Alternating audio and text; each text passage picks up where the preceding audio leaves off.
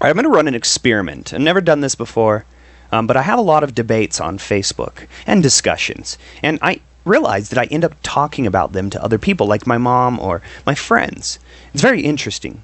And to compound that, I learned about from Ty Lopez the other day that if you re-explain something that you learned, you retain it by like 60% more if you actually reteach it to someone else after you learn it. And then the final reason that I want to try this experiment is that I believe that although my 10-minute rant about the debate could be quite long for a YouTube video, it may be possible to take that and condense it down. So if you imagine we have a sales... here's the analogy. It's like a sales funnel. And at the beginning, you have lots and lots of people. Now, most of them are not going to buy your product. But by the end of the sales funnel, like you have this part, and it's the prospecting part where you pull in everything. Now, if we use this, and then okay, in the middle of the sales funnel, you have this part where you actually like meet with the people in person or whatever. And then towards the end of the sales funnel, the people actually buy, sign the contract, and give you money, and you deliver the value to them after that. So, using this as the analogy, if my 10-minute rant that I'm about to do about the debate on Facebook, this very long rant, 10 minutes or so, is this part, I can actually condense it down in the middle part of the funnel, the creative funnel, so to speak. Condense it down, condense them, talk only about the key points, and then finish it off with a very short or much shorter video, maybe a 1-minute, 2-minute video that talks about the unique insights that we gained during this discussion. I love debates because I believe that it is essential. Even though debates are stressful, so is the gym. But you got to go to the gym to work out your muscles. If you don't clash with other people, then your ideas are not very strong, and you need to be clashing with people on a continuous basis. That resistance is essential to becoming an intelligent person. So, and then this is the analogy like a shots of awe. If you've ever seen Jason Silva's Shots of Awe, then you know that he takes really complex philosophical ideas that might take many minutes to explain to someone, and he condenses them down into beautiful little shots and adds lots of visuals, motion graphics, and B-reel clips to those short 2-minute shots of philosophical espresso is also what he used to call it. And so I'm going to run an experiment talking about just that. Okay, so I just got back from a startup event, and it was amazing. You know, I even got home and was hungover from just the knowledge. I don't drink alcohol, but my brain was pounding because I had absorbed so much knowledge. I just came home and I took a nap. But at this startup event called Start Festival, it was a $250,000 pitch competition or so, $150,000 business idea pitch competition with speakers and networking and lots of booths where you can go. Like the Google booth had lots of free candy, and other booths had merchandise to give you for free and free food. And anyway, you had to buy a ticket to this awesome event. Well, one of the reasons I go to these events is to gain knowledge, and the other reason is to meet people that believe what I believe, because building a good culture is essential for hypergrowth startups. And that's what I've learned in taking free online classes from Stanford and other mentors online that spread their wisdom about how to start a startup. And so I posted this on Facebook.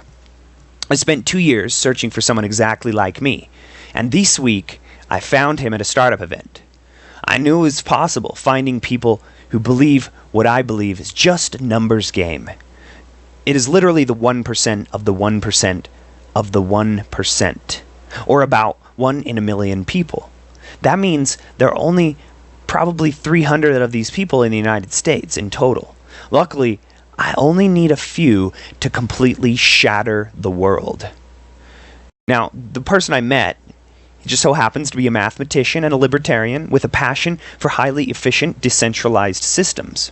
And his invention is actually a decentralized database that's backed by the legendary billionaire Tim Draper with $500,000 in funding. And it's funny because he basically said that he gave up on looking for me and assumed nobody else like us existed. Because we are so rare, it's very hard to find other people like us. Anyway, so I thought that was an awesome post, but hopefully it was controversial enough to get people to clash their ideas against mine so that I can learn, and so that they can learn. If I'm right, or if we have elements of correctness, we can combine those and come to a more complete understanding of reality. And so it got 15 likes so far. It's only been a little while. And Scott Morgan, he commented, "Awesome." And my sister said, "Don't forget us little people," winky face. And Bryson Hill, he said, "Glad that happened!" exclamation mark. And Bryson Hill actually hooked us up. We're in the Google Lounge, and I just came and eavesdropped in their conversation, inserted myself in to the threesome, and before you knew it, I started having intellectual sex with this kid named Mark. And it was a beautiful thing, because before we knew it, we were talking about decentralized systems and Bitcoin and artificial intelligence and you name it. It was an amazing thing. I don't want to get all into it, but he shared with me his algorithm that he was working on about how to create the most efficient database ever. Very simple database that doesn't crash because there's no single point of failure. And it's amazing after you learn how it works. And maybe I'll do one of these explaining the database. That would be amazing, because anyway, and then everybody could enjoy what that database is all about. So anyway, so the next comment says, "It was pretty funny. It sounds like things are getting pretty serious. Is there a ring in the future?" No, I'm sorry, Stephen. This kid is married to a lovely, intelligent lady, and I'm never getting married, and I'm not gay. And the next comment, he said, "All seriousness, though, I hope he is a personable social machine, because you really need someone who can talk and pitch ideas without coming off as out there. Just an honest suggestion." Stephen, that's my job. And I believe that out there is the solution to pitching ideas. So my response to the comment was, I disagree. While communication is always important on any team, things that are out... Oh, sorry. Let me restart that. While communication is always important on any team, things that are out there or crazy are only crazy to those who don't believe what we believe.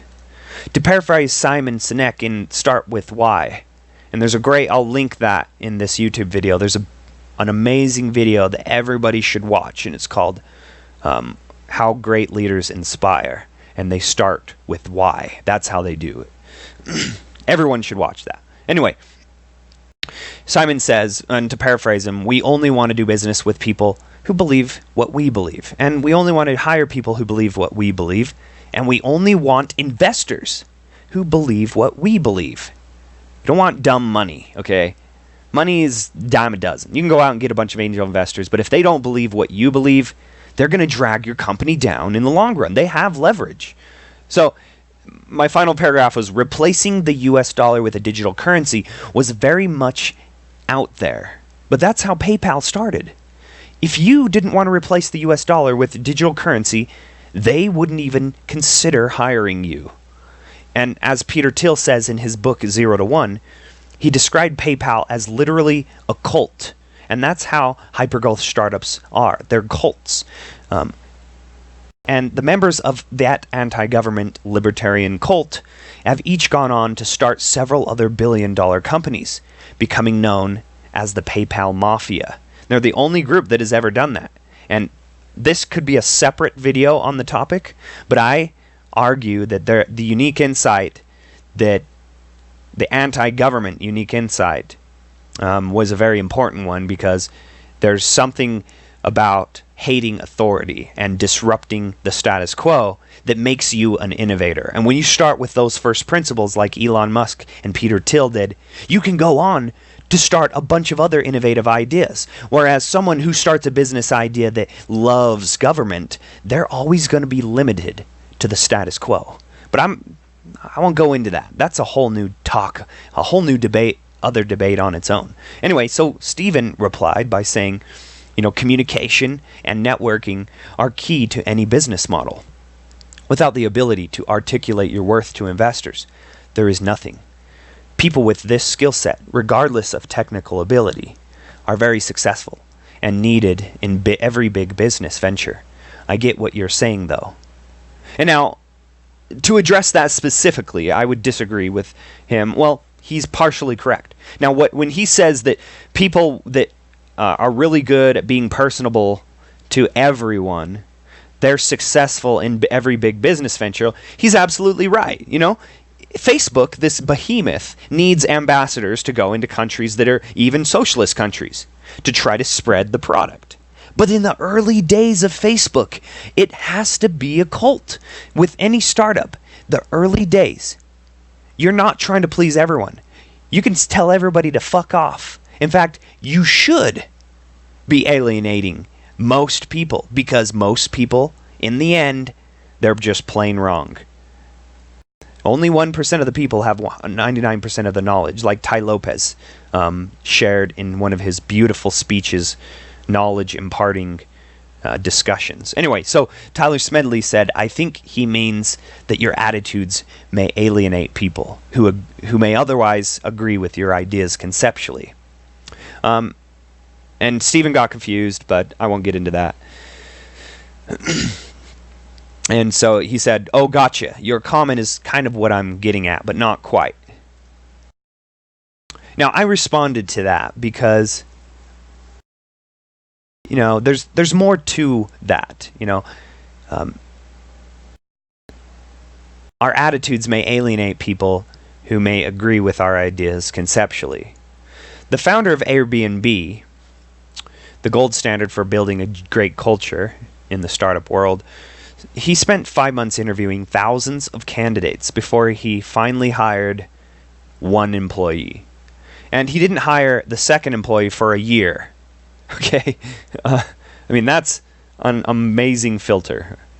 And, one of the questions he asked to make sure that you were the 1% of the 1% of the 1% that they needed in the early days of Airbnb was, quote, if you were diagnosed with an illness and you had 1 year left to live, would you still work for Airbnb? And if your answer was no, he wouldn't hire you. Because guess what?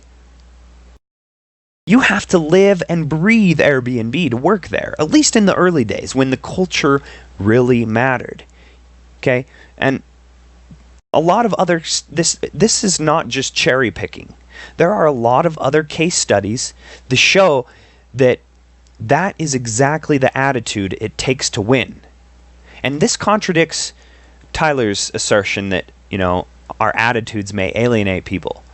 Well, he's correct. They may alienate people. In fact, if they don't alienate people, most people, then our attitudes need to be even more extreme, because that filter is absolutely essential to building a great culture.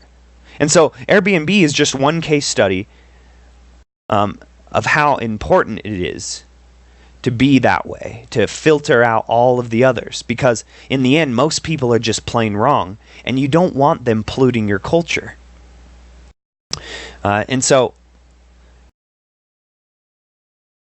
I went on because 2 hours went by and nobody replied, so I continued with, I elaborated, so to speak. Now, this is only true for hyper-growth ideas, or really crazy ideas. Airbnb, as an example, helps people rent out their empty bedrooms to total strangers. That's crazy. And now, obviously, if you're starting a lawn mowing company that's a tiny marginal improvement on society, I guess people need their lawns mowed, but it's not that innovative, then culture may not matter at all. Culture, you could hire anybody to mow lawns, and they could be a socialist, and they're not going to pollute the culture in your company. They can still push a lawnmower. It's not that big a deal. The stakes aren't that high. And so there's probably a sliding scale between those two extremes. If you have a very innovative idea that could generate a lot of wealth and create a hyper-growth startup, culture matters a lot, especially in the very beginning. Culture is huge. But if you're starting a lawn mowing company, culture probably matters almost zero, right? And they're in between. If you have a medium-sized innovation, maybe culture matters mostly, but not that much, And so the sliding scale is important to take into consideration. Luckily, my ideas are so crazy, very few people agree with them conceptually, right? And I'll give you an example and a list of my ideas. The far future vision that we have, the people that join me and build an empire together, by 2045, we must help humans merge with artificial intelligence safely. And I'll get into how exactly we plan to do that. Well, not exactly, because we don't want to give up all of our proprietary knowledge, but the vision overall is important for me to explain. And that's far down the road. But before that, we need to absolutely replace government with technology. And we can do that with Bitcoin and blockchains, a big, giant database that can't be counterfeited, right? By 2035, at least 20 years, that's about when government will be replaced by technology. And hopefully we're the leaders in doing that. And those are both trillion-dollar opportunities. And the one before that, around 2030, we must mine asteroids to fuel our growth into space, right? I mean, that one's almost common sense. Well, it's not common sense, but these are all trillion-dollar opportunities, all three of those. And then before that, in about 10 years, we must create a better decentralized social network, a more resilient social network, and a social network that isn't monopolized, where all the data, Facebook and Google, they have these massive monopolies over data. And that's kind of dangerous. In the future, having that much control over people's data is something that can put them in a tyrannical position, especially if the NSA taps into something like that, a treasure trove of just extortion. So, I mean, it's inevitable. We will unbundle Facebook and decentralize it. It's just inevitable. So hopefully we're the leaders in that, and that's our plan. And before that, we must revolutionize wind power and alternative energies. Wind power is a joke today, but my invention, aerial genesis, has the potential of revolutionizing the wind industry. Today, it is 3 times better on paper than any traditional wind turbine. Now, with nanomaterials in the coming decade, like carbon nanotubes, that 3x will become a 10x improvement. And so aerial genesis will be, at least we hope, the standard for wind power. And then before that, I think it's important to build a lab that's capable of running lots of business idea experiments. And I want to do that as soon as possible. I've created the brand Exponential Investing as the umbrella for all of these ideas. And Exponential Investing will be kind of an idea lab. I do, after all, have, as of this video today, 228 business ideas and counting.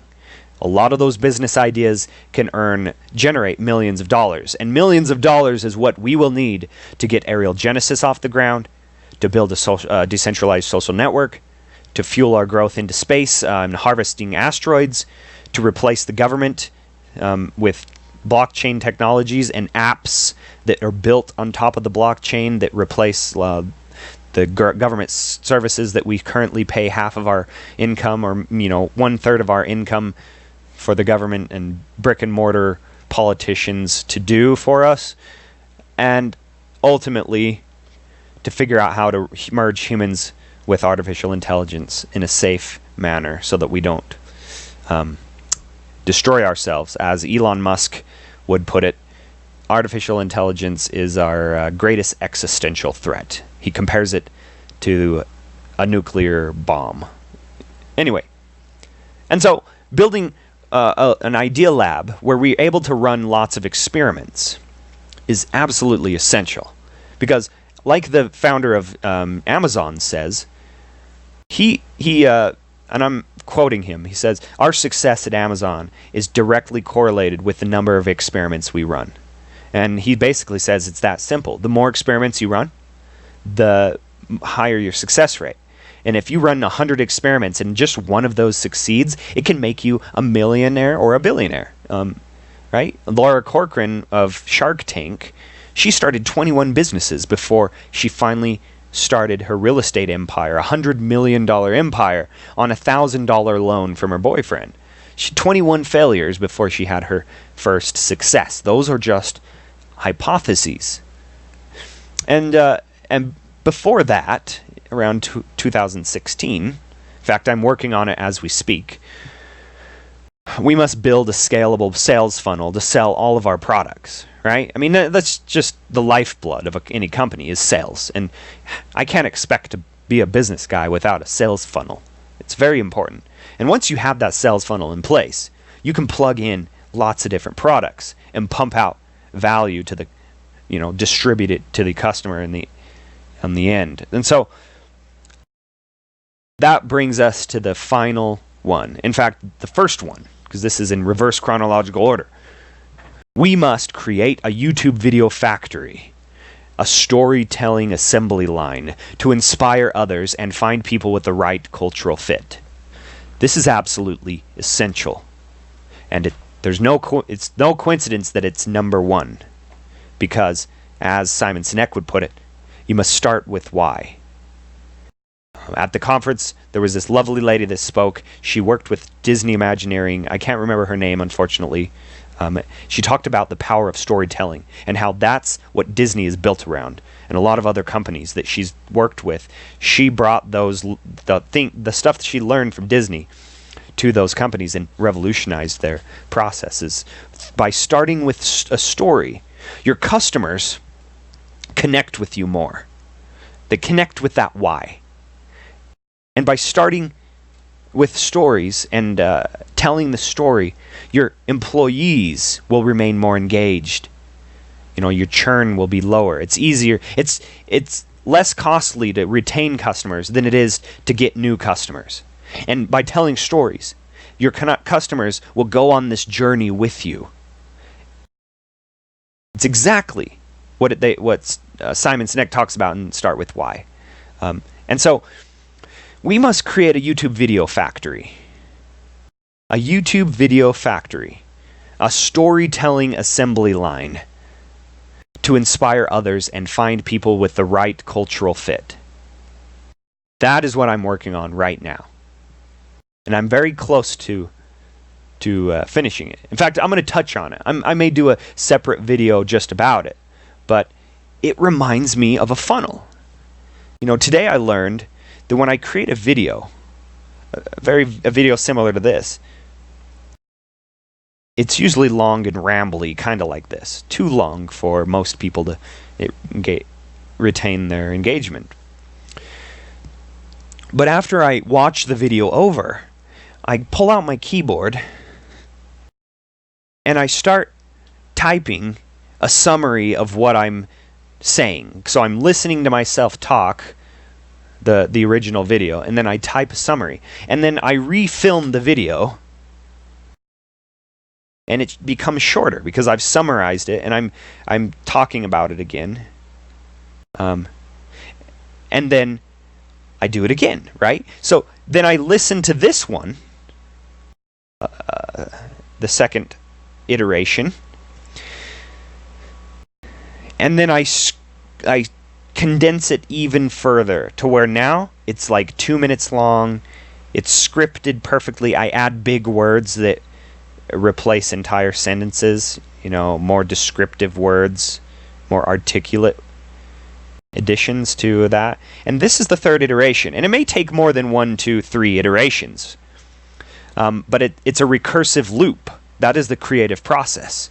Right? You start out like this, then you do that. It's 1, 2, 3. It's a recursive loop. And I believe that if I create machines or mechanisms all along this way, this physically put together this sales funnel, whether I use Fiverr.com to get people to animate my whiteboard drawings because they're really rudimentary, and maybe that goes here, right? Or video editors to make the final cuts where there's lots of engaging motion graphics, or B-reel cutscenes. Anyway, that is the idea for that, and I'll probably make a separate video of this, or maybe you can cut it out entirely. But so that was our basic debate. And then just now, while I was filming this, Stephen Alexander, who's also my business partner and investor in Bitcoin Investing Group and Exponential Investing, he said he totally agrees with what I'm saying, and I guess he's... Sorry, I'll just read it. Totally agree with what you're saying, and I guess you're missing what I'm saying, but that's okay. I'm totally not explaining myself clearly, and we'll have to just chat with you soon. Glad you found someone who shares your passion and vision. Anyway, yeah, obviously our disagreement is very it's just on the edge. We got circles of agreement, and most of everything we agree with. And what we're disagreeing with is just what remains on the edge, which is always the case. When, even the kid that I met, we don't agree 100% on everything, although it is pretty damn close. We do have a lot to teach each other, even within these circles. Me and Mark Nadal, we have different perspectives that overlap, and so we can actually learn so much from each other. In fact, they talk about when you're building the culture of your startup, you want everybody to believe the same thing, right? But you want them to come from different backgrounds. And when they come from different backgrounds, while they've come to the same conclusion as you, it becomes more resilient, because you believe it because of this reason, they believe it because of this reason, and as a result, you have more redundancy in your belief systems. Whether you grew up in a socialist country and now you became a libertarian because government is evil, or you grew up in the United States as a privileged person, like me, in a lower middle class single parent family, and the reason that I came to the conclusion that government was evil is because it's inefficient from a purely mathematical perspective. Central governance is like putting everything through a central hub and spoke, and if you run all of the electricity through a central node, what's going to happen is this is going to heat up. And as any physicist knows, or electrical engineer knows, when you have a wire that heats up, the resistance increases. And so there's more and more friction the hotter this gets. It's not to mention it's risky, because if you eliminate this node, it destroys the system. It breaks it. And so you can have lots of reasons to come to the conclusion that government is evil and that we have to decentralize it. But in the end, it's truth. And the people that have different backgrounds that come together, and they all have different reasons to believe this unique insight, it actually creates a more resilient enterprise. So, in the long run, at least.